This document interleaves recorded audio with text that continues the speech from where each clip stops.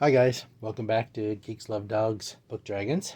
And today I want to do a special small book haul around my love of old school paperbacks, vintage paperbacks, pulps and the such. I started reading Marvel comics and the backs of football and baseball cards, graduated to Encyclopedia Brown, and then my grandmother started buying me paperbacks off the spinner racks. And I still love them. I still collect old sci-fi, love to read old paperbacks, old pulps.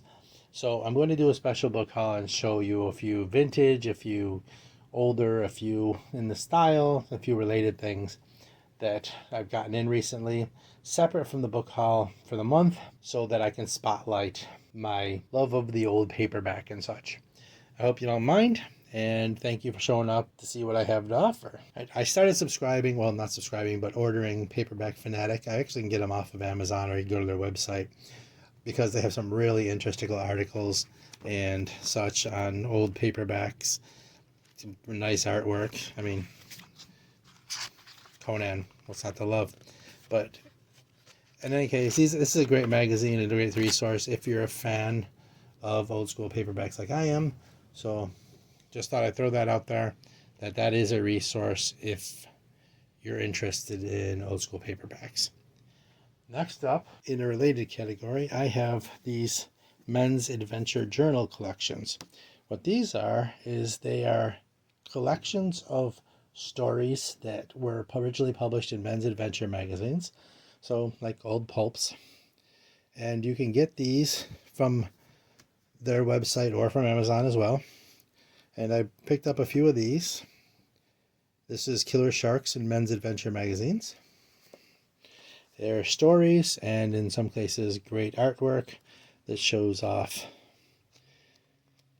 the covers from the books that they appeared in. This one is entirely on sharks. The next one would be A Handful of Hell, which is classic war and adventure stories that were published in pulps by Robert F. Dorr. And again, similar to this one, happens to be autographed. I guess I got lucky there. But you can get these again on Amazon or on their website, Men's Adventure magazine, or Men's Adventure Library, my apologies. I think again, artwork. This one is a little bit more, a little thicker, a little more sparse on the artwork, but you get the idea. And thirdly, which was actually the first one I bought, was Atomic Werewolves and Man-Eating Plants. Again, when a men's adventure magazines got weird. Okay, gotta love that. Again, these are weird monster stories that appeared in men's adventure magazines in the old days. Again, there's art, some places advertising, all kinds of things. They're fantastic. If you're into this stuff, I highly recommend it. They're just so much fun. And God, Atomic Werewolves, how can you pass it up? Great old school pulpy art. Just so much fun. Look at those robots. Oh my God. Can't wait to get into some of this. So much fun. So anyway, that's pulp. That's old paperback related. And I thought you might be interested. Next up, so not quite as old, but I have Throat Sprockets by Tim Lucas. Now, this is kind of an old pulpy horror story in a way. I've been looking for this book forever. This was one of my Grail books because I'd heard about it and then realized I couldn't find it, so of course I wanted it more. Basically, it's a vampire book, and I managed to locate it. I believe it was on Abe Books, and I got it at a very reasonable price compared to what it normally sells for. I haven't seen it normally for less than $40 or in there around, and definitely was going to pick it up for the price I saw it at, so I can take it off my desperately want list. In this case, in a fading old porn theater in town called Friendship, a mild-mannered young advertising writer watches a movie called Throat Sprockets is never the same again. A cheap, plotless, crudely edited piece. The movie doesn't even contain any real sex, but it introduces the young man to the erotic potential of the naked neck.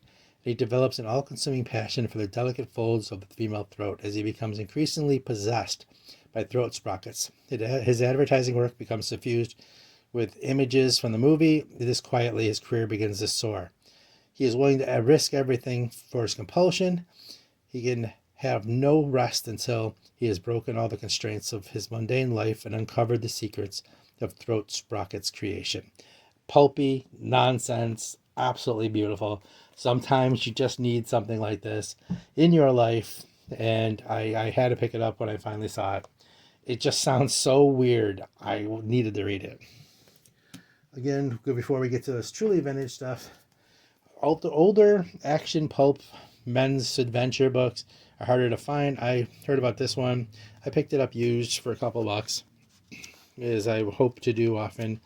And just to give it a shot, a little bait up on the back. So it's Ice Station by Matt Riley. It's the first in a series. Older paperback, but not yet vintage. So let's do some of the older stuff, shall we? I have these, which is actually a trilogy, and they're going to go into my TBR game, which is coming up, a new TBR game. Hopefully you'll show up for that. And they are supposed to be a series. I don't know how they're related because they don't sound like they are, but somehow I was told they are. So we're gonna read them that way. So this is the first, An East Wind Coming by Arthur Byron Cover. That's right, his name is Cover.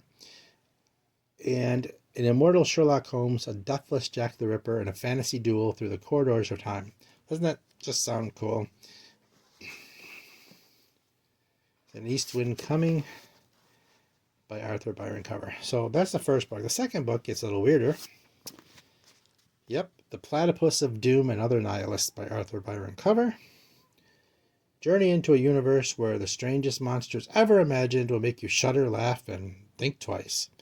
Again, I don't know how these are related. I just heard they were. Beware, inside this book are dangerous creatures whose whims control the universe. Good to know. We have the Platypus of Doom, the Armadillo of Destruction, the Aardvark of Despair, and the Clam of Catastrophe. Come on, that just sounds too fun to pass up. And the third book in the series, Autumn Angels, a certifiably crazy novel of our Earth only 138 million, 0.6 years from now. Give or take a weekend in which 3 improbable weirdos screw up paradise for godlike humanity. Autumn Angels. This is The Crawling Bird. I'll take his word for it. So this is actually Harlan Ellison Discovery Series 2, number 2. I said, I don't know how these are related. I just heard they were. So I'm going to take the word for it, and we're going to read them that way. But it looks like Sherlock Holmes maybe makes another appearance. Is it? No, maybe. We'll have to read it and find out. You'll have to come back to see what happens. All right. Now, I've been collecting Frederick Brown, and so you're going to see it come up several times. He doesn't have a lot of books, and he only has a few sci-fi. Most of them are like detective and crime, but I collected them all nonetheless, and this is one of them. Love the title, Honeymoon in Hell. It's actually a collection of short stories by Frederick Brown that are crime-related. Do you dare to let your mind drift back to the point where reason stops and free-floating rainbow-striped fantasy begins? We're not suggesting you do it, because sometimes it's better not to know what's back there. On the other hand, if you're on that kind of a kick, you've got that bugging monkey on your back, you'll do better with a guide, somebody who knows his way around hell and various other such places. That's Fred Brown. He's been up and down those aisles for some time now. Let Fred take you by the hand and conduct you on the special gilt-edged tour. Your guidebook is Honeymoon in Hell. So, yeah, Frederick Brown, I bought all his stuff before I read any of it because I'm just dying. I mean, the stuff he puts out just sounds fascinating. Can't wait to get into it. That's one of them. I also got this Fred Brown. Now, the cover's mangled, and that makes me sad because I love the cover. This is Martians Go Home by Frederick Brown. It is just beat all the hell. I need a better copy. Desperately. This is Martians Go Home. There were little green men, but with a difference. And what a difference. They were little green men. They were green. They were little. They were bald as billiard balls. And they were everywhere. Luke Devereaux was a science fiction writer, holed up in a desert shack, waiting for inspiration. He was the first man to see a Martian, but he wasn't the last. It was estimated that 1 billion of them had arrived, 1 to every 3 human beings on Earth. Obnoxious green creatures who could be seen and heard but not harmed, and who probed private sex lives as shamelessly as they probed government secrets. No one knew why they had come. No one knew how to make them go away, except perhaps Luke Devereaux. Unfortunately, Devereaux was going slightly bananas, so it wouldn't be easy. But for a science fiction writer, nothing was impossible. These just sound, I mean, Frederick Brown just sounds absolutely off the wall, and I can't wait to get into his work. Just so much fun. And look at that cover. Even damage, just beautiful. The ones I'm showing you are going into the TBR game. Well, the ones I've showed you are going into the TBR game, including this one, which is Night Walk by Bob Shaw. Look at that cover. Oh, they don't make covers like they used to, right?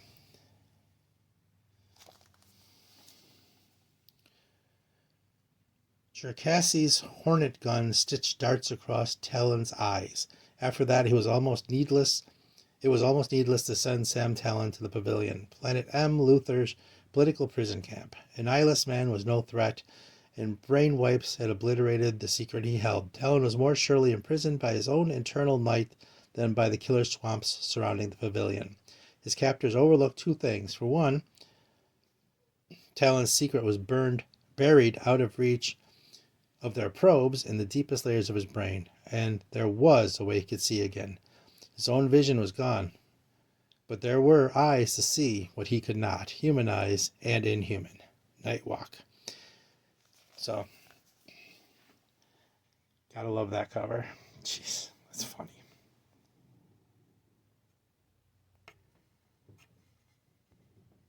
Right, not exactly vintage, but an old school fantasy paperback. This is from the 80s, 86 maybe? Yeah. Want to look? You want to go with me and take a look? By Gail Bodino, 82. So, 1982. Still pretty old, like me. So, Gossamer Axe by Gail Bodino. A new magic has entered the realm in the Cide, and its name is rock and roll. I mean, it's marketed as a rock and roll fantasy in a way. I mean, look at that. She's got an electric guitar. So, yeah, I had to read this. If you follow me at all, you know I'm a metal and heavy metal and hard rock fan. So, this caught my attention. Band of Wonder. A doorway between worlds opened, releasing Krista, her harp, and her quest. Imprisoned for centuries, she had escaped from the fairy Sida. I never know how to pronounce that word. I apologize. Side, and the musician Orphide, weavers of spells and schemes, but the doorways had shut too quickly, leaving her lover behind in the endless captivity of a timeless world. Now, in the contemporary Denver, Krista discovers the way to her loved one's freedom. Stunning and powerful electric music, yes, that can break down the walls of time. So this Celtic maiden turns rocker. Her harp transfigures into an electric guitar, and her newly formed band of heavy metal warriors, called Gossamer Axe, becomes her most effective weapon. Equipped to take on the Cide and Orphide, her dangerous odyssey through a rock world of evil, drugs, and sex begins with Krista and her all-girl band on the ultimate road trip to faraway realms. Road tour to faraway realms. Anyway, that just sounds awesome. That sounds fantastic. And it was something I could not pass up. Once I heard the concept, just too much. Now, the more recent acquisitions, I have To Walk the Night, A Journey into Realm of Stark Terror by William Sloane, author of The Edge of Running Water, which I don't know that book. But this one's in pretty good shape. Pity the men sweet Selina chooses. It has been said that she was the most exquisite woman who ever walked the earth, but beneath her dazzling beauty lay a secret so grotesque that all who knew her still shudder at the mere mention of her name. From those who inexplicably survived her loathsome evil comes this terrifying story of a time when men's souls and bodies were hideously tortured to sustain the life of a fiendish woman. For the first time, with her shadow still upon them, they dare to tell the real story of Selina, To Walk the Night. Sounds fun. So this, I'm not sure how old this one is. It's in good shape though. This edition was 1967 Bantam printing. Originally came out in 1954. So just fun. Then we have Jack L. Chalkers and the Devil Will Drag You Under. The end of the world was coming, and only a drunken demon could save it, if he sobered up, and if he could acquire, by fair means or foul, 5 magic jewels. Asmodeus Mogart, not a bad fellow, as demons go. Having gotten in trouble back in the home office, he had been assigned to duty on Earth. There he toiled, doing the kinds of things the demons do and turning into something of a drunk. Well, he's on Earth. Then a rogue asteroid threatened to crash into Earth and destroy all life on the planet, demons included. There had to be a better way. Mac Walters and Jill McCullough, holding a private wake for their world in a Reno bar, were more than startled when a strange-looking little drunk told them they could save the world. All they had to do was enter 5 alternate universes and steal a demon-guarded jewel in each. Clearly the man was crazy, but they had nothing better to do to go along with the gag. Then they each found themselves naked and alone on a hostile alien world. It's amazing how many of these have some kind of adult concept wrapped around them. You know, for the old school days when everything was supposed to be, you know, less. Let's see. Thank you for your purchase here. Well, you're welcome. So this is by Jack L. Chalker. I haven't read a Chalker, so this is from 79. Well, this printing, I believe, was 82, but the book was written in 79. So that sounds like a lot of fun, too. See, don't all these vintage paperbacks just sound fun? So we have Will o' the Wisp by Thomas Burnett Shaw. This book, I ordered it, and it took a month to get to me. It took a whole month to get to me because it was stuck in New York at the airport on customs, because I ordered it from England. Yeah, it sat in customs for a month. I guess they thought the book was a threat. I don't know if it's a partial nudity or they were fearing the bug or the paper cuts. I'm not sure, but I finally got it, and I'm happy to have it. Corgi science fiction, Puritan or witch, beautiful or bestial. Who were the Gubbings? Will o' the Wisp by Thomas Burnett Swan. Will o' the Wisp, the light that danced across the Devon moors, enticing the good Puritan people to death and devilment. Sounds like a plan. For up on the tors dwelt the infamous Gubbings, who crucified their victims, murdered, and bewitched. Were they really warlocks, or were they creatures of fantasy from another time, another planet? I guess we'll have to read to find out. Robert Herrick, poet, vicar, and pagan. Wait, poet, vicar, and pagan? Now, I can see you being a poet and a vicar. I can see you being a poet and a pagan. But how are you a vicar and a pagan? Well, there's a hook. Robert Herrick, poet, vicar, and pagan. The golden giant with a lusty heart. Well, okay, that makes sense. Now I know, that goes with vicar as well. And poet. Dared to brave the moors and challenge the ancient myth. Sorry, I chalked all through that last paragraph. Hopefully it didn't bother you. But in any case, it's one of the new pickups I got. And after a month of waiting for it, I'm very happy to have it. Next up, A Lost Tale by Dale Etsy. Now, don't pay attention to the evil flag. Pay attention to the unicorn tearing it down in anger. The flag is bad. The unicorn is good. So, A Lost Tale. For 2 generations, a tale has been whispered about a rite of druid magic, more ancient than the standing stones, that awoke sleeping powers on the quiet Isle of Man and protected Britain through the darkest nights of Hitler's war. So, druids during World War II, fighting Nazis. I'm so there for that. That sounds like a blast. Can't wait to read it. Little damage on the back. Madeline Langell, Andre Norton, Elizabeth Lynn, Joan Vinge. Enjoyed it, so it's good enough for me. Come on. I love druids. I love Nazis getting pummeled. Gotta read it. And last, but certainly not least, The Solarians by Norman Spinrad. I've been looking for this cover. How do you look at those aliens? Oh my God. I've seen other people on booktube with this cover, and I had to have it. I finally found it for a reasonable price. I had to pick it up. I just look at those aliens. The Solarians. Could Palmer trust the Solarians' plan of surrendering Earth to its enemy? That doesn't sound like a good plan. So, look, another note. Thank you for the order. Thank Meow. So, Solarians. Let's see what this is. 1966. This is a 1969 second printing. That's not in bad shape for. It's not. It's not really in bad shape for a 1969 book.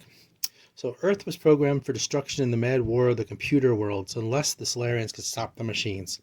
300 years ago, the Solarians retreated to the safety of their fortress as Earth became embroiled in the first of the computer wars with the dread Duglari Empire. Solarian's final word to all humanity was a promise to reappear one day and bring it to victory. Suddenly, with Earth on the verge of becoming a helpless victim of the merciless Duglars, the Solarians made contact with Fleet Commander J. Palmer.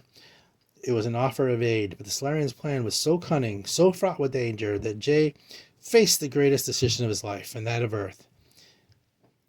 Accept their ingenious strategy as a stroke of genius.